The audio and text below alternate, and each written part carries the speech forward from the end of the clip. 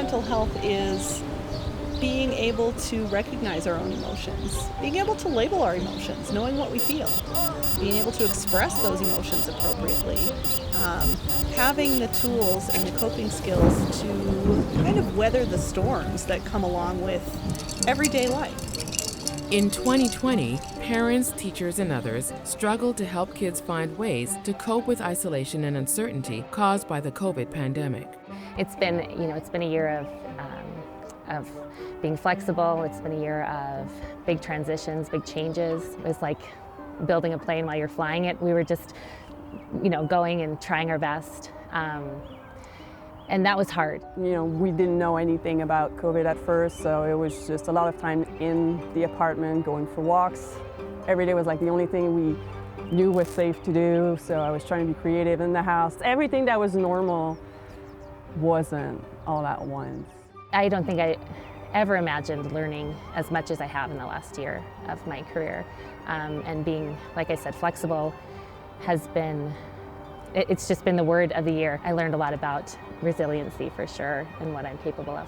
The academic piece I don't worry about really. I do worry about the social emotional piece for them and how they've taken all this in and how they're picking up on how adults are and what they hear.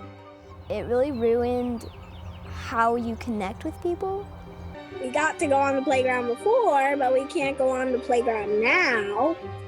And we have to go on the grass now. Because of COVID, you can't really see people that as often as you can. And it's just been a little hard.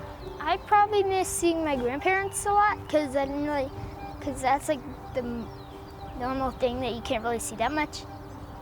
So it's been a little hard for that. Good coping doesn't make the pandemic go away, but it buffers the impact. There are many coping tools that kids as well as adults can use to help weather rough times. Here are a few to try.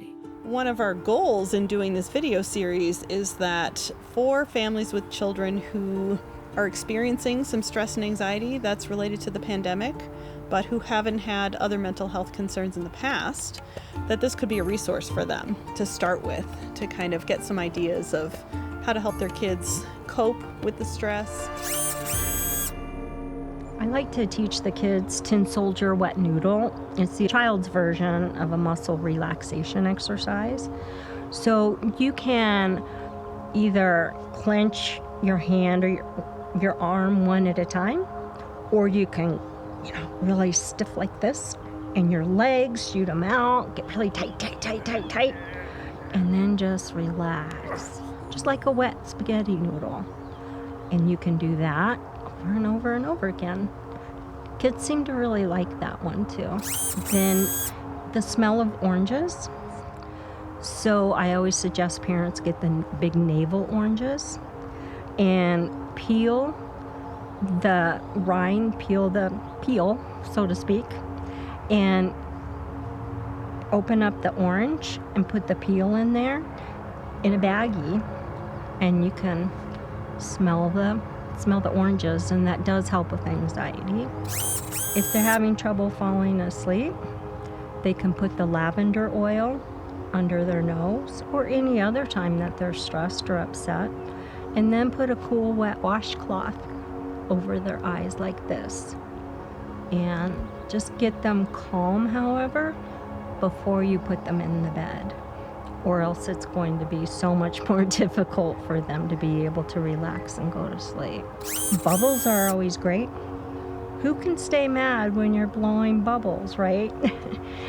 And that also helps slow down the breathing, because if you blow too hard into the wand, it doesn't do anything.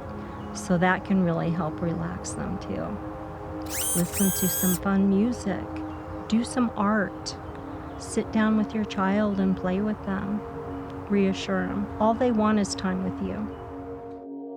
As a parent, you may feel overwhelming stress just to help your child. Here are some good ways to offer support. It's been a hard year. I feel like the pandemic, the lockdown situation was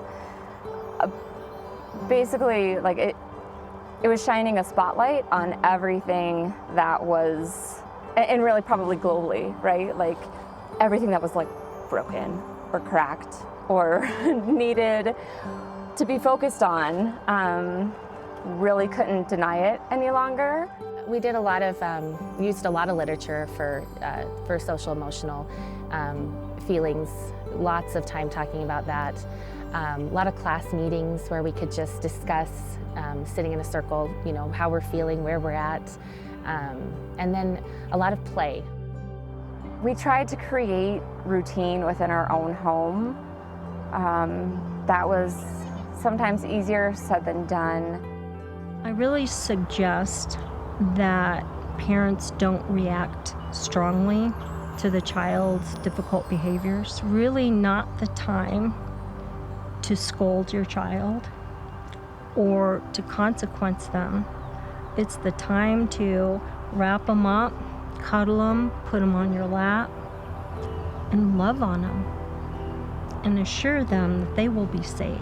They have all of these big emotions, all of these thoughts, these feelings, and they don't know how to tell an adult.